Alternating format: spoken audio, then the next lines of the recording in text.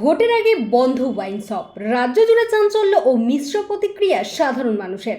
নির্বাচনের আগে বড় সিদ্ধান্ত, পশ্চিমবঙ্গে ভোটের প্রাক্কালে নির্দিষ্ট সময়ের জন্য ওয়াইন শপ বা মদের দোকান বন্ধ রাখার নির্দেশ জারি হয়েছে নির্বাচন কমিশনের তরফে।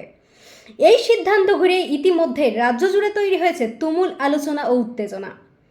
নির্বাচন কমিশনের মতে ভোটের আগে আইন শৃঙ্খলা বজায় রাখা এবং কোনো রকম অপ্রীতিকর ঘটনা এড়াতে এই পদক্ষেপ নেওয়া হয়েছে।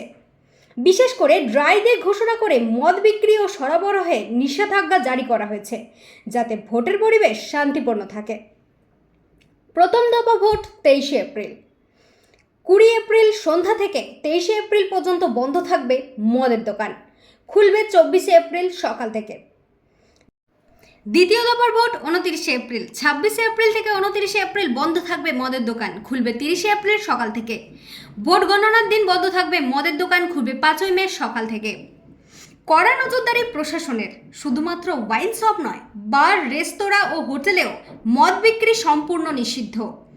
নিয়ম ভাঙলে লাইসেন্স বাতিল সহ কঠোর আইনি ব্যবস্থা নেওয়া হবে। তবে এই সিদ্ধান্তে সাধারণ মানুষের প্রতিক্রিয়া একেবারেই একরকম নয়। অনেকেই বলেছেন ভোটের সময় এমন পদক্ষেপ অত্যন্ত জরুরি, কারণ এতে অশান্তি কমতে পারে এবং ভোট গ্রহণ প্রক্রিয়া নির্বিঘ্নে হয়। অন্যদিকে মদের দোকানের ব্যবসায়ী ও কর্মচারীদের মধ্যে অসন্তোষ বাড়ছে। তাদের দাবি, হঠাৎ করে দোকান বন্ধ থাকায় বড়সড় আর্থিক ক্ষতির সম্মুখীন হতে হচ্ছে। পাশাপাশি কিছু সাধারণ ক্রেতার মধ্যেও অসন্তোষ দেখা গিয়েছে। কলকাতার আশেপাশের এলাকায় ইতিমধ্যেই এই ইস্যু নিয়ে জোর চর্চা শুরু হয়েছে। সামাজিক মাধ্যমেও এই সিদ্ধান্ত ঘিরে তর্ক বিতর্ক তুঙ্গে। রাজনৈতিক মহলের বিষয়টি নিয়ে চাপানুত্তর শুরু হয়েছে।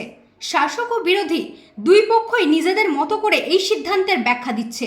ফলে নির্বাচন যত এগিয়ে আসছে ততই বাড়ছে রাজনৈতিক উত্তাপ।